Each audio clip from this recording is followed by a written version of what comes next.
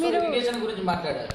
So Kaleshwaram అంత టెక్నాలజీతో కడితే కూడా ఎందుకు మునిగిపోయాల్సిన పరిస్థితి ఏర్పడ్డది? రెండవది, కరెంటు ఎక్కువగా వాడుతున్నటువంటి ప్రాజెక్టు, కరెంటు కోసం ప్రాజెక్టు శ్రీశైలం ఉంది, కరెంటు ఉత్పత్తి అవుతుంది. నాగర్ ఇంకేదైనా కరెంటు ఉత్పత్తి అవుతే కొన్ని మెగావాట్లు, అంటే 1 ఎకరాకు 20,000 కరెంటు ఖర్చు అయ్యే పరిస్థితి కూడా ఏర్పడ్డది. దీన్ని డెవలప్మెంట్ అనాలా, దీన్ని టెక్నాలజీ అనాలా, దీన్ని విఘ్నత అనాలా? మీరు ఒకటి ఆలోచించాలి. దేశంలో ఆనాటి నుంచి ఈనాటి వరకు ప్రభుత్వాలు దాన్ని ఏమంటారు, నాకు జోకులు రావు, వలగబోసిన కన్నీరు గారుస్తూ ఉంటారు, ముసలి కన్నీరు గారుస్తూ ఉంటారు.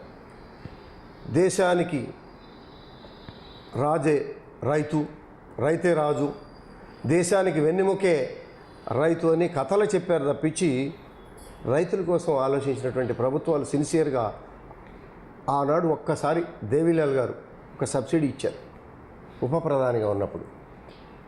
తర్వాత రైతుల గురించి పట్టించుకున్న నాయకుడే లేదు.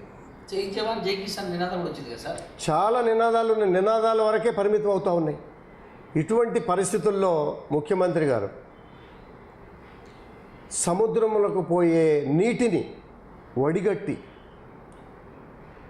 రాష్ట్ర స్వంత నిధులతో కేంద్రానికి ఎన్ని అభ్యర్థులు చేసినా సహకరించిన కేంద్రాన్ని ఏమీ అనకుండా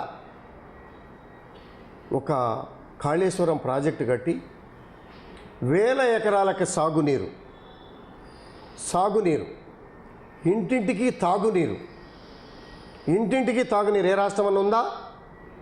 ఇంటింటికి సాగునీరు ఇచ్చినటువంటి గొప్ప ముఖ్యమంత్రి కేసీఆర్ గారు అంటంలో ఎటువంటి సందేహం లేదు. ఒకటి. రెండోది, ముంపు. మీ వయసు ఎంతో నాకు తెలియదు,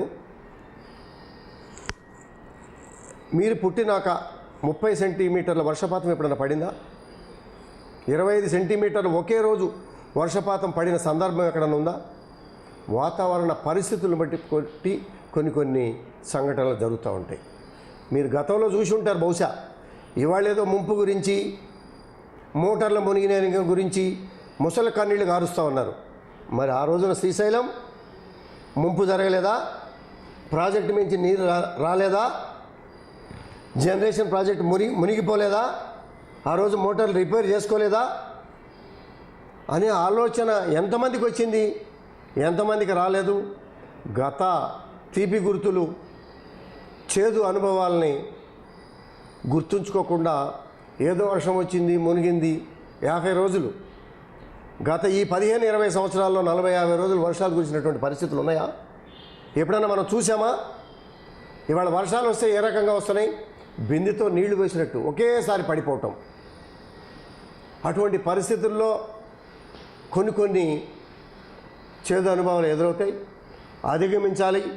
భవిష్యత్తులో ఇలా జరగకుండా కార్యక్రమాలు చేసుకోవాలి తప్పించి తప్పు జరిగిందని తప్పునే చూపించుకుంటా పోతే మంచి గురించి ఎక్కడ ఆలోచిస్తారు? భవిష్యత్తు గురించి మీరు ఎక్కడ ఆలోచిస్తారు? మీరు కనుక మేధావులైతే, రాష్ట్ర శ్రేయస్సు కోరుకుంటే చక్కటి సలహాలు సూచనలు ఇవ్వండి. అందరూ తీసుకుంటున్నారు, అన్ని పార్టీల వాళ్ళు వచ్చి కలుస్తున్నారు, చక్కటి సలహాలు సూచనలు ఇస్తున్నారు. వాళ్ళ అభిప్రాయాలు నిపుణులకు చెప్తున్నాం.